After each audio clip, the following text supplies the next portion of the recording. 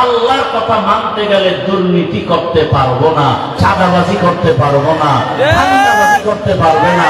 এজন্য চোর, ডাকাত, দুর্নীতিবাজ, লম্পট, চোর, গুন্ডারা ইসলাম চায় না, কোরআন চায় না, মুসলমানের আইন চায় না, হুজুররা দ্বীনের পথে আসবে, জনগণের দায়িত্ব নিবে, এটা চায় না। কয়েকদিন আগে আপনারা মিডিয়াতে চিনেন আমাদের তরুণ একজন আলেমে দ্বীন, বাতিলের আতঙ্ক, মুফতি রেজাউল করিম আবরার, নাম শুনছেন? এর নামে হলো কেন কয়েকদিন আগে? কিনা শুনেন নাই? এর নামে কেন?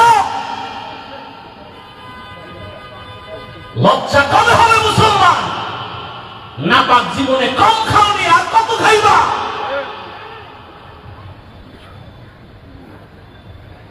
আল্লাহর জাত ও সিফাতের কসম,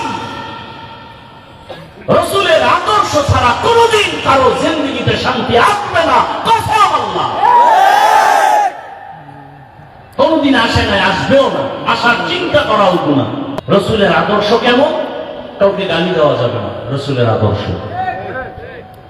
রাসূলের আদর্শ কেমন? মিথ্যা কথা বলা যাবে না, কবিরা গুনাহ। মিথ্যা বলা সগীরা গুনাহ না কবিরা গুনাহ? কালকে রাত্রেও বসে বসে দেখলাম কিতাব, এক চোর গেছে রাসূলের দরবারে, গিয়ে কয়, ইয়া রাসূলুল্লাহ, কঠিন 4টা পাপের কাজ করি, তবে তওবার নিয়তে আসছি, একসাথে সব থেকে তওবা করতে পারবো না। নিজে নিজে বলতেছে, আমি জিনা করি, আমি চুরি করি, আমি মদ পান করি, আমি মিথ্যা কথা ছাড়া কোনো কথা বলি না। আমাদের দেশে তো শুধু মিথ্যা না, মিথ্যার উপরে আবার কসম করে, কসম খাইয়া মিথ্যাটাকে মজবুত করে।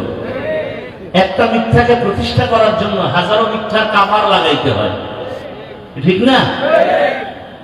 পাওনাদারে টেলিফোন করে, ফট করে নাম্বারটা ব্ল্যাক লিস্টে ফেলাই দিচ্ছে, টাকা পাইবে, দিবে না।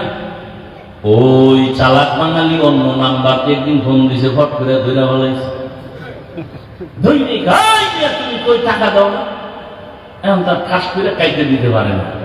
আরে কে তুমি? আর চিনো না মিয়া, কে তুমি? আমি, আমার থেকে তুমি 50,000 টাকা নিছো, দাও না কেন? দেব দেব দিব, কই তুমি এখন? কই আছো? ঘরের মধ্যে। আমি এখন জমি নেই নাই। মোবাইলে কইতেছে আমি জমি নেই নাই। একটা ধৈর্য যখন জিজ্ঞাসা করা হলো, তুই না ঘরের ভিতরে ছিলি, কেন বলছো জমিনে নাই? সত্যই বলছে, আমি খাটের উপরে ছিলাম। আমি মাটিতেই ছিলাম না, খাটের উপরে বয়েছিলাম। এরে আমার আল্লাহর বান্দা, রহমতের নবীর সামনে গিয়ে